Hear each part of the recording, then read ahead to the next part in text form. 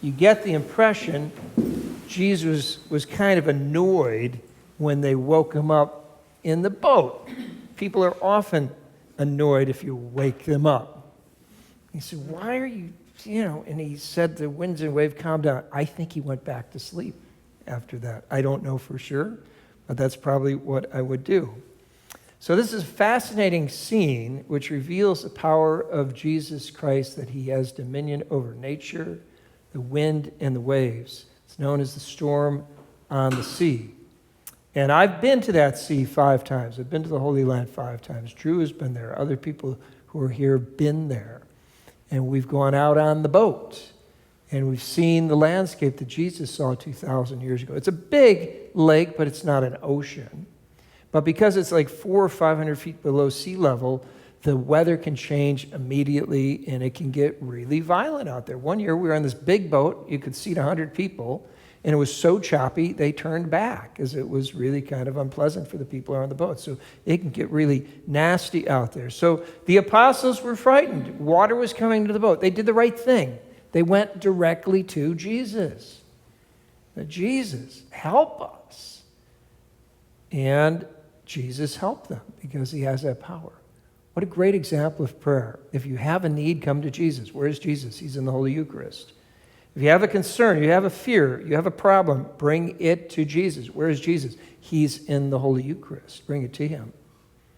And pray to Jesus. And even through the angels and the saints, last night we had a call on the rosary. We call them praise reports. I think they were from New Mexico.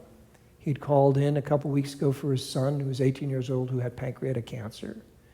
We prayed for him, and last night he got a clean bill of health. That's big. And we hear this more and more frequently.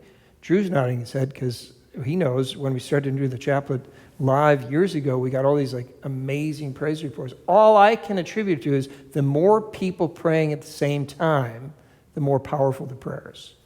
That's all I can attribute it to. And it's the power of collective intercessory prayer. Ask and you shall receive. So I want to encourage you, whatever your needs are, ask Jesus to help you.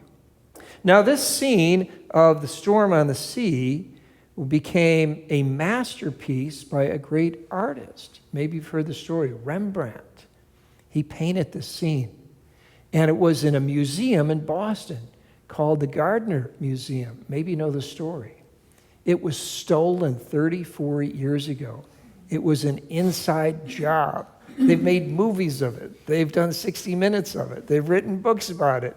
Some people say the FBI knows where it is, and the other 13 pieces were stolen. It was the largest art heist in history, but they still haven't returned it.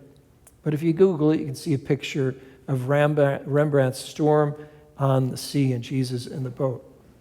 And I always like taking a look and saying, look, there's 14 people in the boat.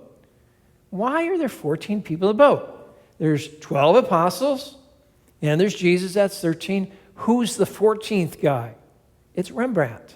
He would paint himself into the paintings like Alfred Hitchcock would put himself in the movies.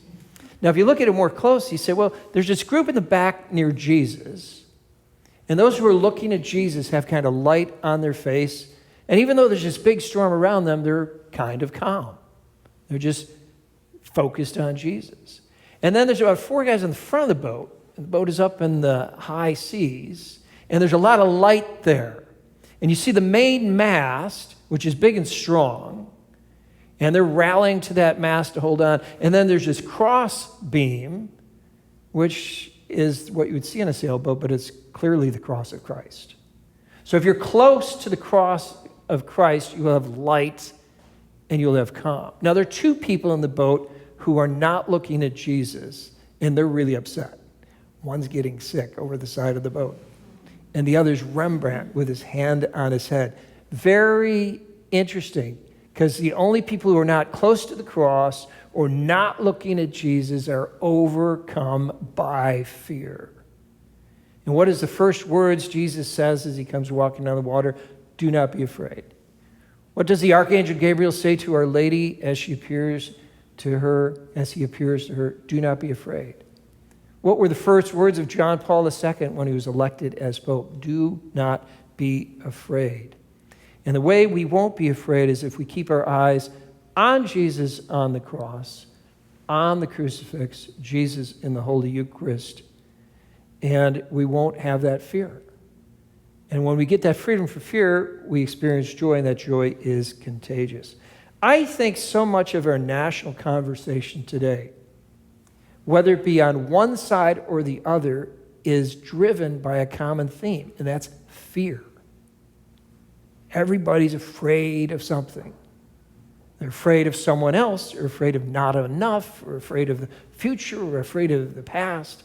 Much of the conversation is driven by fear. As Christians, we can't be driven by fear because we put our trust in God. The men were amazed and said, "What sort of man is this, whom even the winds and the sea obey?"